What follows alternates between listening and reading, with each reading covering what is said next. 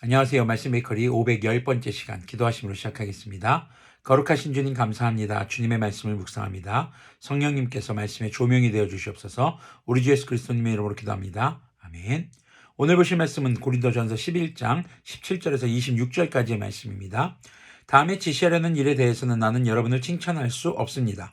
그것은 여러분이 모여서 하는 일에 유익이 되기보다는 오히려 해가 되기 때문입니다. 첫째로 여러분이 교회에 모일 때에 여러분 가운데 분열이 있다는 말이 들리는데 그것이 어느 정도는 사실이라고 믿습니다. 하기야 여러분 가운데서 바르게 사는 사람들이 환히 드러나려면 여러분 가운데 파당도 있어야 할 것입니다. 그러나 여러분이 분열되어 있으니 여러분이 한자리에 모여서 먹어도 그것은 주님의 만찬을 먹는 것이 아닙니다. 먹을 때 사람마다 제가끔 자기 저녁을 먼저 먹으므로 어떤 사람은 배가 고프고 어떤 사람은 술에 취합니다. 여러분에게 먹고 마실 집이 없습니까? 그렇지 않으면 여러분이 하나님의 교회를 멸시하고 가난한 사람들을 부끄럽게 하려는 것입니까? 내가 여러분에게 무슨 말을 해야 하겠습니까? 여러분을 칭찬해야겠습니까? 이 점에서는 칭찬할 수 없습니다. 자, 지금 고린도 교회에 지금 이제 문제가 성찬에 관해서 분열이 되어 있다는 것입니다. 자, 서로 분열되어 있다라는 건 여기서 우리가 분열되는 게 뭐 당연할 수도 있습니다라고 말하는 것 같은 뉘앙스가 있을 수도 있어요. 19절에 보니까. 그런데 그것은 바르게 사는 사람들, 거룩하게 사는 사람들이 드러나려면 이렇게 바르게 살지 않는 사람들도 들로 이렇게 쪼개져서 나눠져야 그 사람들 드러나겠지만, 그런데 이렇게 분열되는 모습이 분열되는 모습에 있어서 가장 문제는 바로 주님께서 제정하신 성만찬, 주님의 만찬이 분열되어 있다는 것입니다. 사실 이 당시의 성만찬은요, 지금의 이렇게 빵 조금을 떼서 이렇게 포도 음료에 찍어 먹는 그런 정도가 아니라 말 그대로 식탁이었습니다. 식사의 교제였던 것이죠. 주님께서 베푸신 저녁 식사의 자리였는데, 그런데 부자는 부자들끼리, 가난한 사람들은 가난한 사람들끼리 음식을 먹는 문화가 고린도 교회에 있었던 것입니다. 그래서 부자들은 자기들이 가져온 좋은 음식을 자기들끼리 먼저 먹고, 일하고 또 여러 가지 바쁜 일과 또 피치 못할 사정들로 늦게 올 수밖에 없었던 가난한 사람들은 결국은 굶주리는 그런 사태들이 발생할 수밖에 없었던 것이죠. 자, 그래서 하나님의 교회를 멸시하고 가난한 사람들을 부끄럽게 하려는 것입니까? 라고 22절에서 말하는 내용을 볼 때, 지금 이 분열이 부자는 부자대로, 가난한 사람은 가난한 사람대로 쪼개지는 이런 분열의 모습이었기 때문에 바울은 칭찬할 수 없다라고 이야기를 하는 것입니다. 하나님의 성찬식은 우리와 주님이, 그리고 우리 모든 성도들이 하나가 되는, 연합이 되는 시간입니다. 자, 그래서 23절에서는 성찬에 대해서 이야기를 합니다.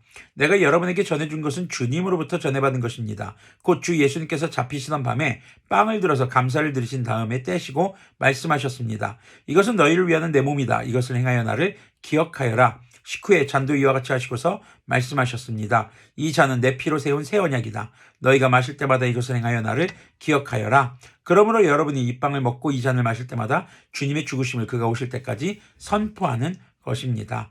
자, 이 성만찬, 거룩한 저녁 식사, 바로 이것을 통해서 마지막 26절에 나타나는 것처럼 주님의 죽으심을 그가 오실 때까지 선포하는 것입니다.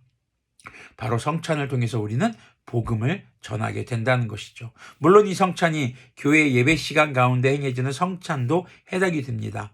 그러나 그것 말고도 예배를 마친 이후에 성도들끼리의 교제와 식사의 자리, 그 교제의 시간들이 주님 안에서 하나가 되고 서로가 연합되어지는 모습이 될 때 복음을 전하는 그런 식탁의 교제가 이루어질 수 있다는 것을 우리는 유념해야 되겠습니다. 그래서 우리는 성찬에 대해서 예배 가운데 하는 성찬과 더불어서 성도 간에 함께 식탁의 교제를 나누는 그 자리가 복음을 전하는 그러한 의미가 있다는 것을 우리는 기억해야 하겠습니다. 자, 오늘 말씀을 정리해 보면요, 성찬에 있어서 우리가 분열되는 모습을 피해야 합니다. 성찬은 주님과 우리가 하나 되고 우리가 서로 성도들 간에 연합하는 것에 바로 목적이 있는 것을 기억하시고요. 그리고 성찬을 통해서 우리는 복음을 전하는 그런 그리스도인들이 되어야 하는 것, 성찬을 행함으로써 또 함께 식탁의 교제를 나눔으로써 복음을 전하는 그런 성찬식이 우리 삶 가운데 있기를 소망합니다. 기도하겠습니다.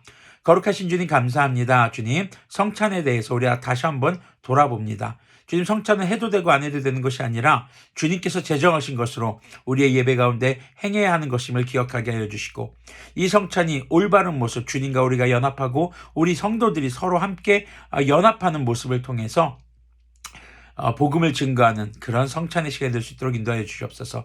단순히 예배 가운데 행하는 성찬에만 머물지 않게 해 주시고, 우리가 주님과 함께 성도들과 함께하는 그 식사의 자리를 통해서 서로의 삶에 관심을 가지고 서로를 위해서 교제하고 기도해주고 또 서로의 필요들을 공급해 줄 수 있는 그런 거룩한 교제가 이루어질 수 있도록 긍휼을 베풀어 주시옵소서. 우리 주 예수 그리스도님의 이름으로 기도합니다. 아멘. 네, 오늘도 우리가 주님과 더불어 함께 신앙생활하는 성도들을 돌아보고 그들을 위해 기도하고 헌신할 줄 알며 또 교제할 줄 아는 그런 거룩한 성찬의 모습을 통해 복음을 전하기를 소망합니다.